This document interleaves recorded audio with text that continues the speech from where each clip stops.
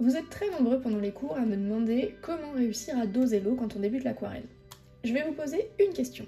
Est-ce que vous utilisez votre palette? Cette palette ne sert pas uniquement à venir piocher vos couleurs. Vous voyez que la mienne, elle est très sale, parce qu'elle me sert justement à doser l'eau. Il y a 3 choses qui vont me permettre de réussir à doser l'eau à l'aquarelle, qui sont un chiffon, une palette, un pot d'eau. Et je vous montre tout de suite comment. En premier, le chiffon va être très important et on va voir tout de suite comment.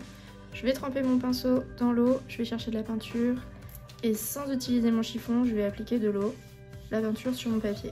On voit qu'il y a beaucoup d'eau. Je vais rajouter exprès énormément d'eau pour que vous voyez la différence.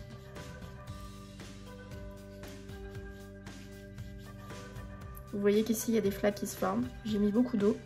Si je bouge mon papier, on a ici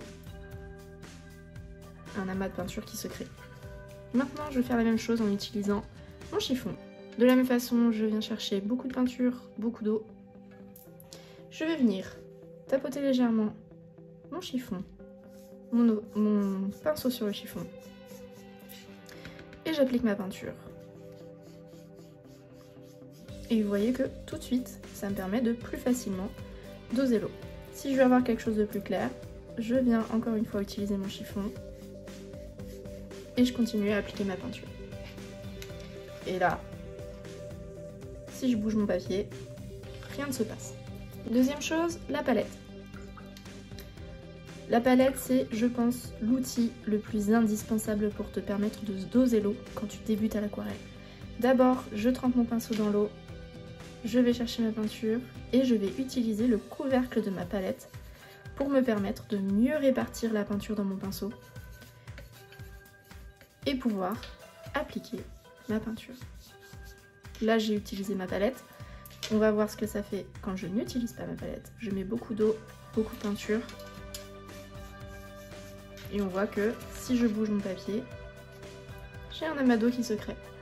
Alors que de ce côté-ci, rien ne se passe.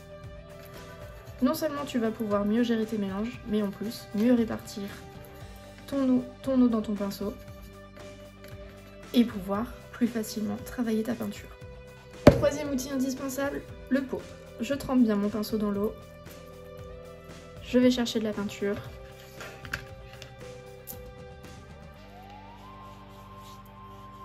Là j'ai beaucoup d'eau sur mon papier, je vais remettre un petit peu plus de peinture. Encore une fois, si je penche mon papier, j'ai un amas d'eau qui se crée.